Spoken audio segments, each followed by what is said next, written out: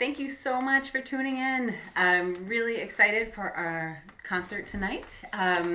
This is the fourth solo live stream that I've done since lockdown, and got a great program tonight, all passionate piano music. I would like to welcome you and thank my production team, Greta and Elsa, for helping me out. They are working furiously behind the scenes to keep things running.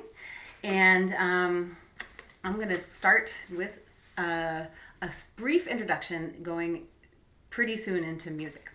But I did promise stories for tonight's concert, so I'm going to give a little bit of background, both personal and professional for each one. So the first selection that I'm going to play tonight is a transcription. This is from an opera written by Richard Wagner called Tristan und Isolde. And so the music itself was written by Wagner, but then piano virtuoso, or otherwise known as the world's first rock star, Franz Liszt, took that music and transcribed it for just solo piano. So instead of a gigantic orchestra and a soprano singing this piece, one person can do it with the piano. So that's why you'll see two composers listed. So it was written by Wagner and then transcribed by Franz Liszt. So this is a piece called Isoldes Liebestod, which means the love-death of Isolde. And the story of Tristan und Isolde is basically the German Romeo and Juliet. They hate each other, and then they drink a love potion, and then they love each other, and then they die. So that's it in a nutshell. It's about 4 hours of opera condensed in about 4 seconds. So it's very moving music. You might even recognize some of the themes, especially one theme that's pretty persistent throughout the piece. But I wanted to share with you the reason why I ever even played this piece was because of my dearly beloved grandmother. Her name, I was going to say, they called her Mimi, but her real name was Inga, for any of you opera fans out there. She was an opera fan herself, and we shared this love of classical music. One of my greatest memories ever was driving through the fields of California in her pink Cadillac, listening to Maria Callas on the CD player and just belting it out together. So I have my grandmother to thank for wanting to learn this song, because she asked me, she said, "Amy, I just love Isoldes Liebestod. I would love to hear you play it one day." And I did. She got to hear it. It was, I believe, the only solo concert I've ever given in my hometown of Cupertino, California. I played it, and she was there in attendance. She passed away, unfortunately, a few years ago, but definitely lives on in all of our memory. So I'm going to play Isoldes Liebestod, and on the theme of this is, of course, happens at the very end of the opera, and in the theme of endings, which hopefully can somehow become new beginnings, I would actually like to dedicate this performance of Liebestod to Ruth Bader Ginsburg, who recently also passed away. She did so many great things for our country and for women in particular. So this performance is for her. Oh, I'm sorry. It's just like my production staff reminded me I was supposed to tell you the details of Franz and Richard here. There they are. So Wagner being the composer of the work as an opera, and then Liszt, the piano superstar, who made it possible to play as one single person.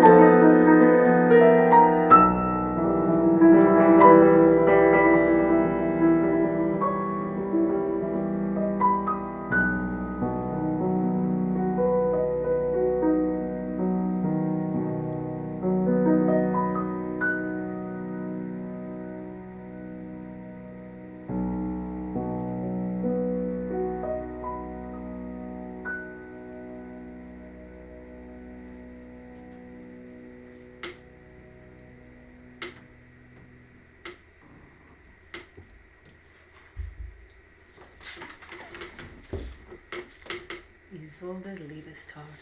It's wonderful music, and so glad that Liszt transcribed that. He transcribed many, many pieces of Wagner's and other composers for solo piano. One of my favorite little anecdotes about Franz Liszt, there are many, was after listening to a Wagner opera, I don't know which one, he was just so enthralled and so excited after, sitting there for hours. He just jumped on the stage and sat down at the piano, although I don't know if there was a piano on stage, and just started playing the opera right there because he remembered it all. Such was his genius. Anyway, we're going to move to the present day. That piece was written in the 1800s. Now we have a piece written in 2008. If you remember, there was quite a bit of upheaval in our country at the beginning of June, right after George Floyd was killed. And artists have definitely had a lot to say, a lot to react to about this. At the time I wrote a piece too, but I also sent out a message to other composers in certain email lists that I belong to, asking for music that is written, in times of political and racial unrest. And a number of composers answered me, one of them being Dr. Malcolm Solomon. He responded with a couple of his piano pieces, and I'm going to play one of them for you today. I'll tell you a couple of my thoughts about the piece. It's been quite the project to learn, and he actually told me that nobody has recorded it yet. So I don't know if this quite counts as a recording or a live performance or what, but at least people will be able to listen to it. When I got it, it was just the music. I couldn't hear anybody else having played it before me. I think that he does a very good job of getting his point across in this piece, and it's been great fun to play, and I do hope to perform it many more times. But one of the benefits of playing music composed now in these times is that you get to talk to the composers. Of course, we couldn't talk to Liszt or Wagner, but I could certainly talk to Dr. Malcolm Solomon. He's a professor at the University of St. Thomas in Houston, and he's also a writer. He has written over 17 screenplays in addition to compositions of all sorts. And I had a lovely conversation with him on Zoom the other day, and so I reduced our half-an-hour conversation down to just a few minutes, so I'm going to let him speak for himself.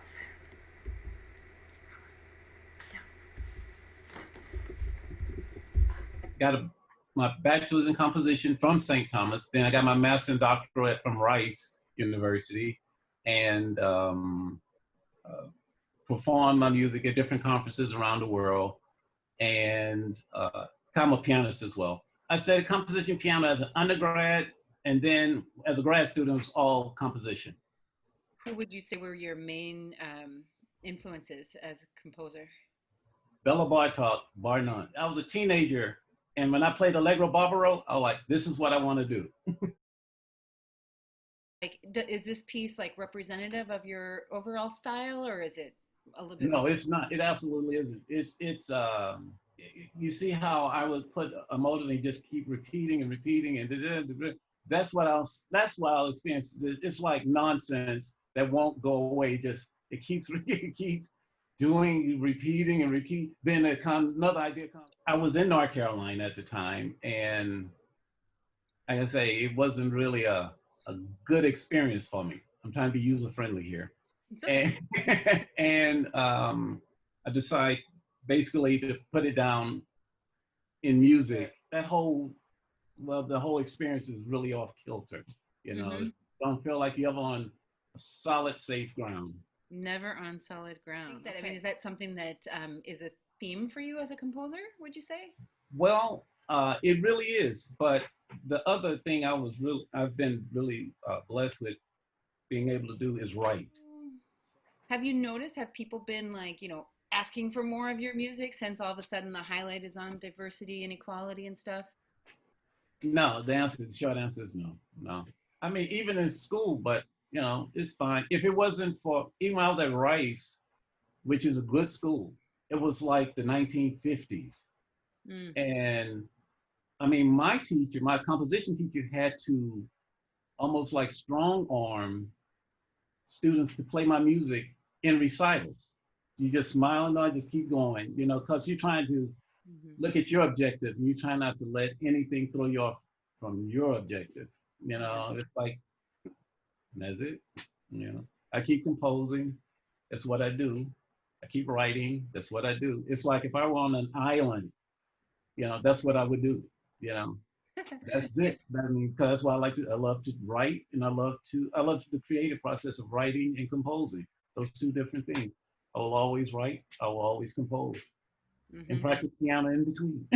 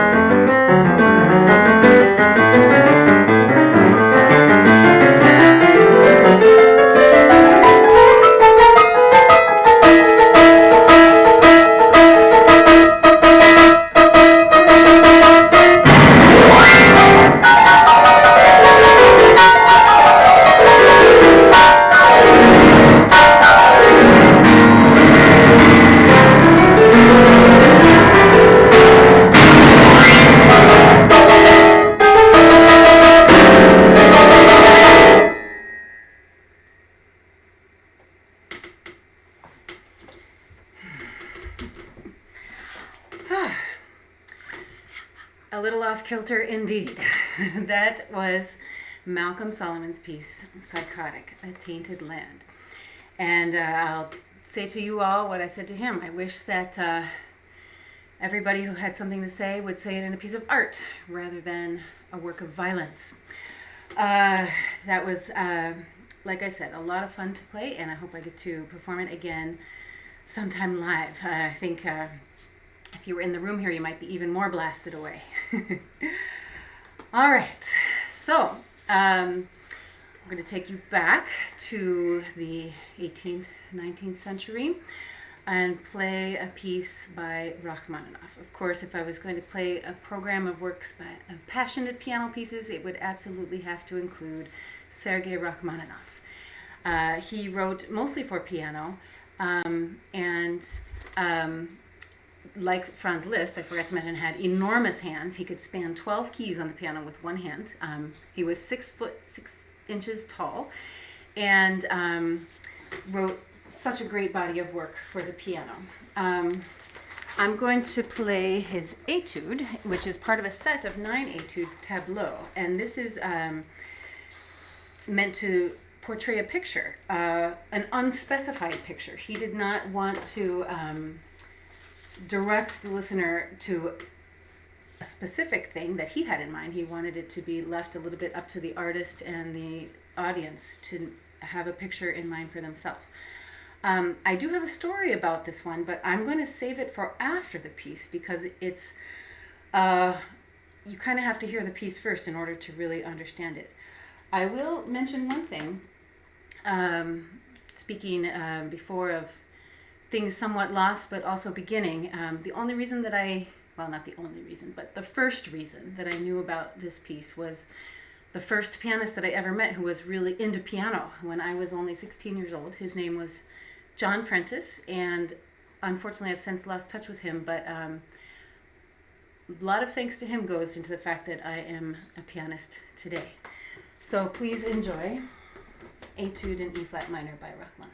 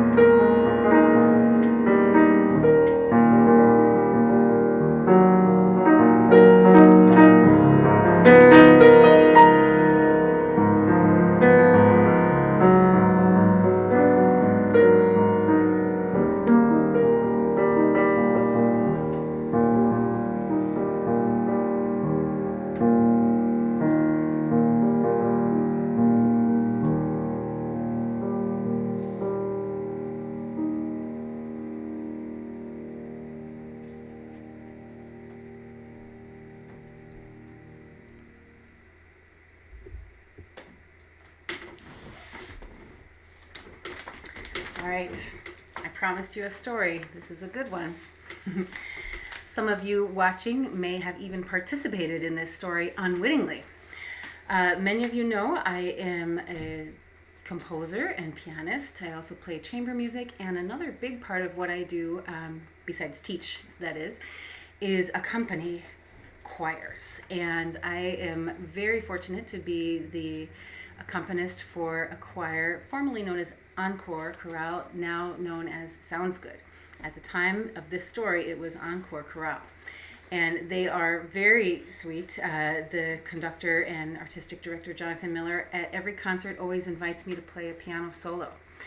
And it's really fun for me. I think it's fun for the choir to hear me do, stuff that's just piano without the choir. And it's just nice all around. So one year, I had my solo ready. It was Rachmaninoff, Etude-Tableau in E flat minor. A little dark, a little stormy, but I was very excited to play this piece. I was ramped up. I had it all memorized. I had it ready to go, and was sitting there. And this was a concert mid-December.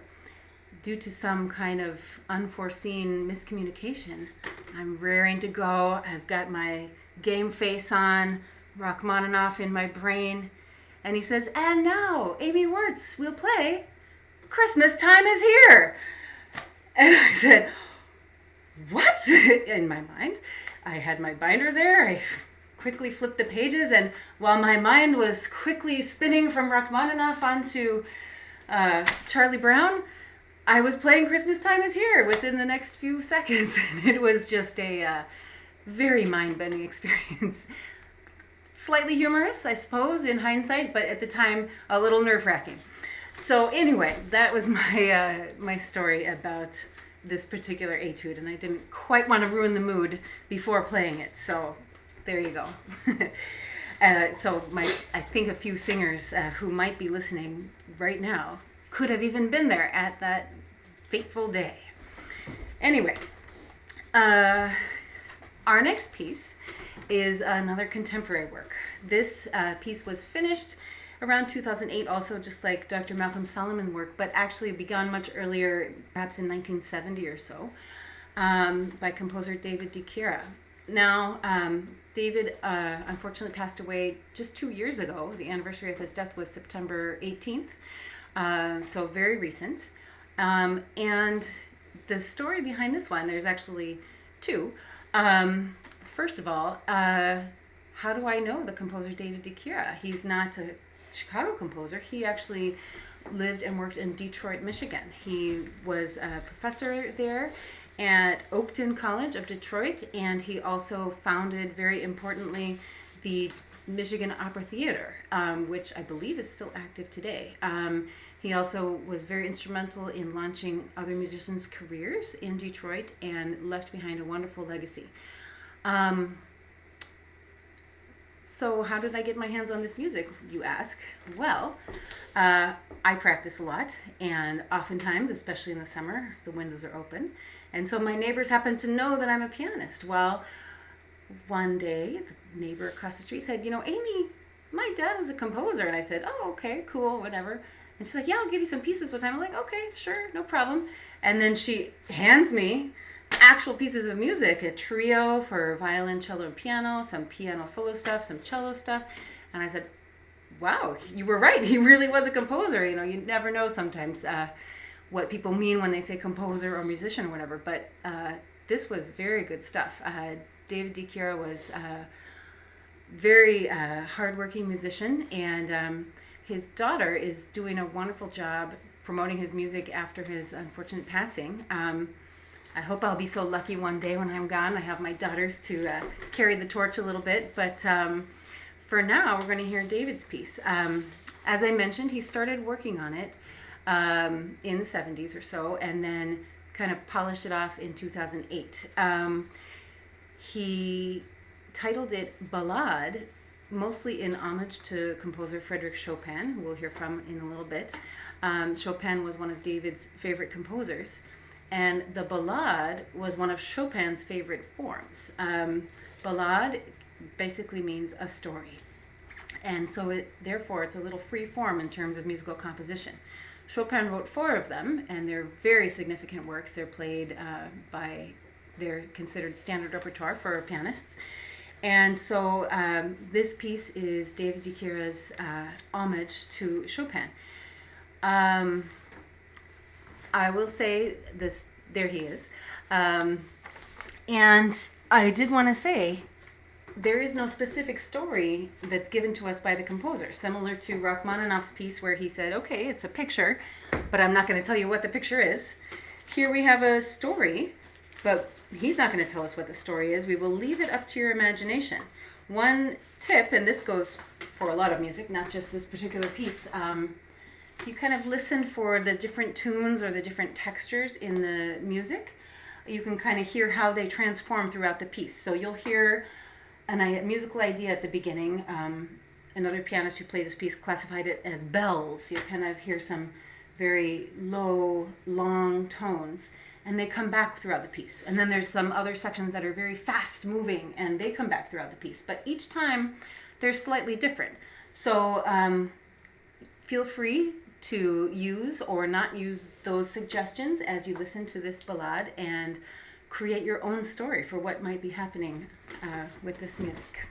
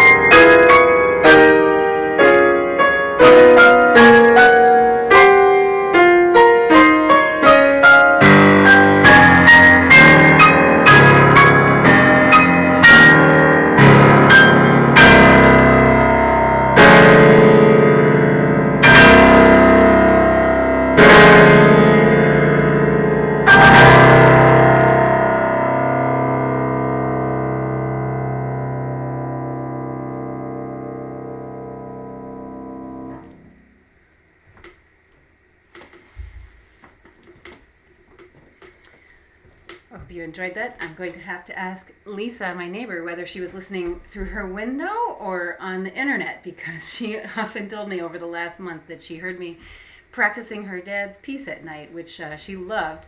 So maybe I'll have to play it a couple more times over the next couple days so she doesn't have to miss it.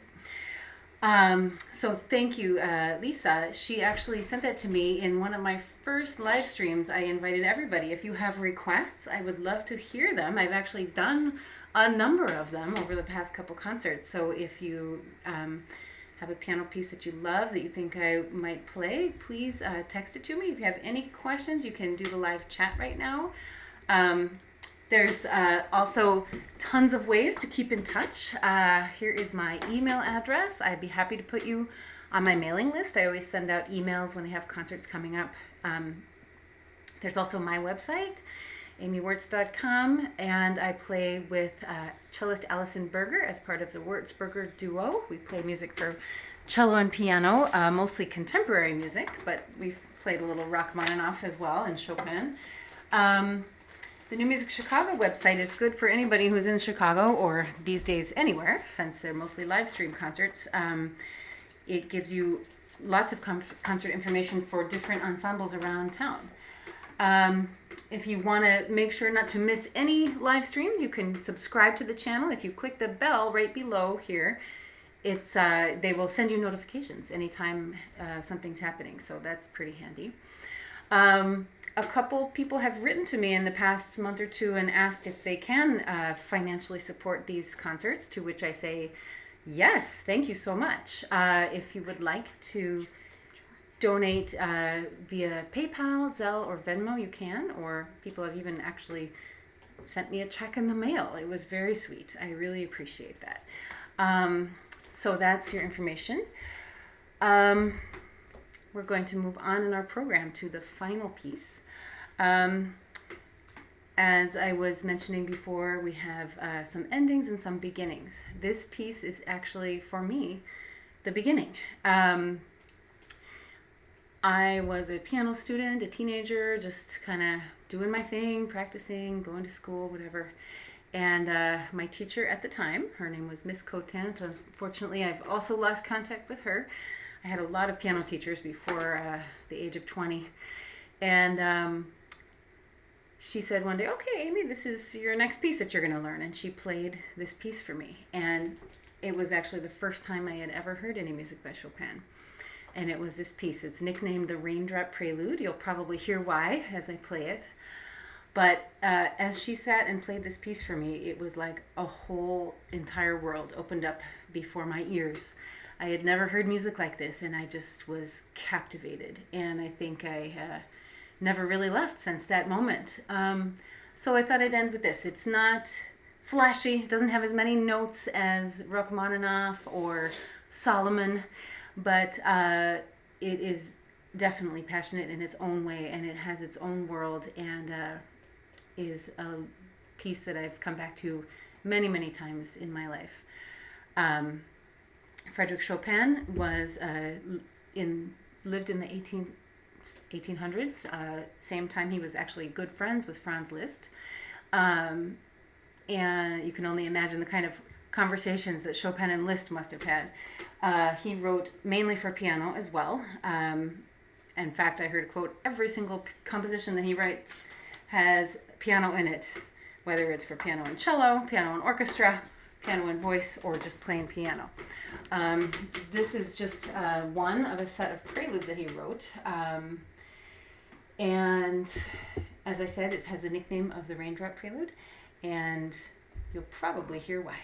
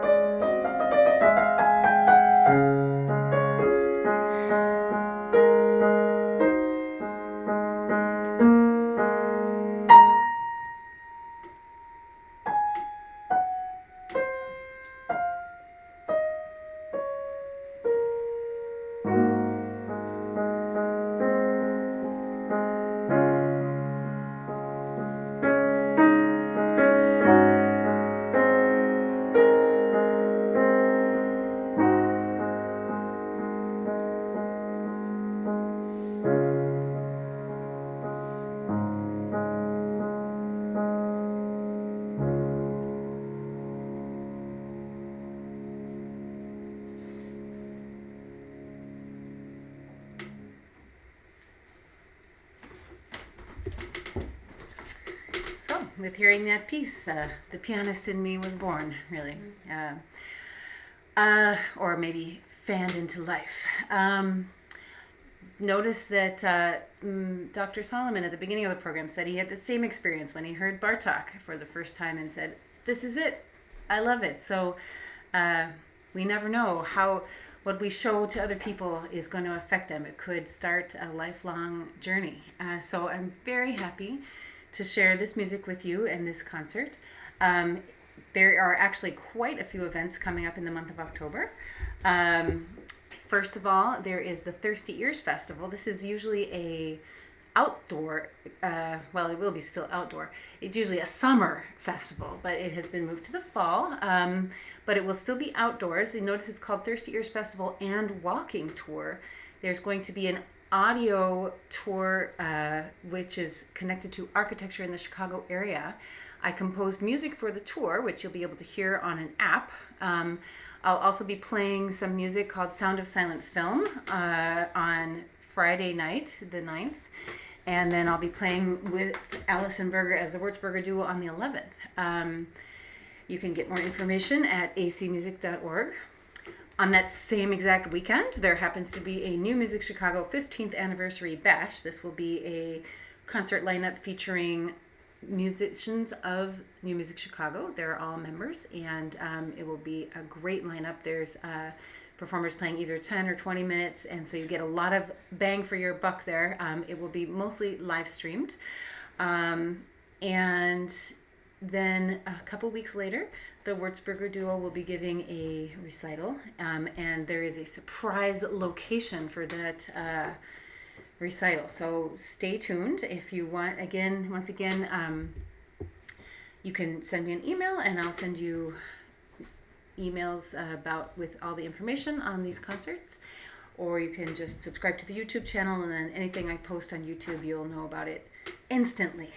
So once more, I'd just like to say thank you for any contributions. If you would like to think of it as a concert and what you would have paid to go to a concert or a movie, like $10, $20, and contribute, that's fine. Otherwise, no pressure. Of course, I will continue to do these concerts for as long as I'm able, and I'm happy to bring you music right to your home, no matter what state or country you may be in. I hope you've enjoyed tonight. I certainly have. Thank you very much for watching, and I'll see you next time. Goodbye.